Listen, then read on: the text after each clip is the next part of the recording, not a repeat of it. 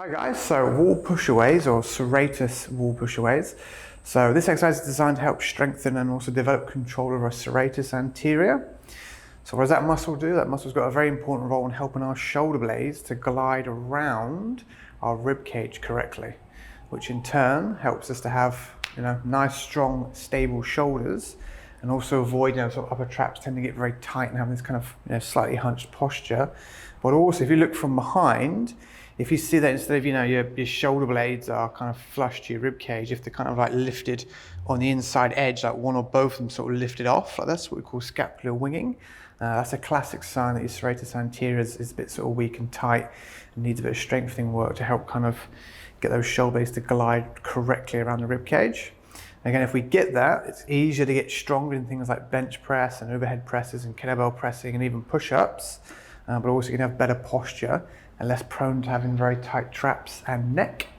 So what we need to do for this is we just need a wall, flat surface, or it could be a fence. We're gonna have our hands roughly sort of same height as our shoulders and roughly the same width.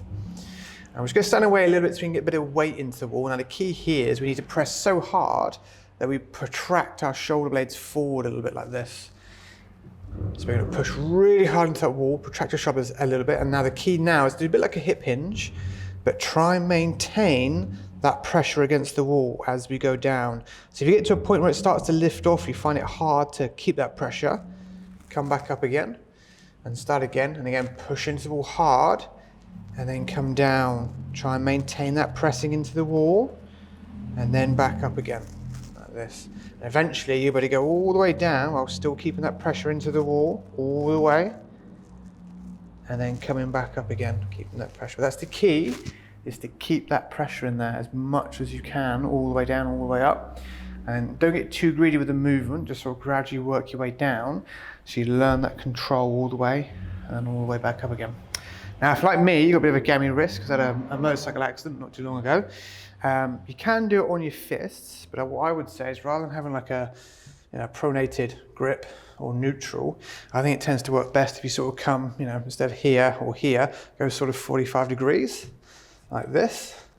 And I find for me that lets me keep a lot, keeps my wrists safe, but also gives me the best chance of keeping pressure into that wall and getting that serratus anterior to do its job and to work. But again, the key is to keep that pressure against the wall all the way down and then all the way up as smooth as you can.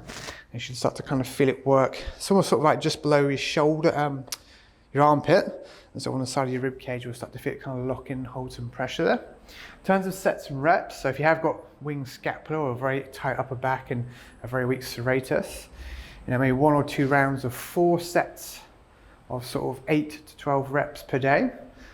Is going to be good for you. If it's more of like an activation drill that you can use before you do things like bench press and shoulder presses and push-ups and things like that, just to get your shoulders kind of stable and activated and locked together, you might want to do sort of 2 sets of sort of 8 to 12 as part of your kind of your prep before your sort of your push workout. But again, fantastic exercise, nice and simple, highly recommended. And that with all rehab stuff, look for smooth controlled reps. Don't just try and machine gun your way through things. Really learn to control them and take your time to work on your weaknesses. But yeah, fantastic exercise, great for sort of shoulder issues and for wing scapula.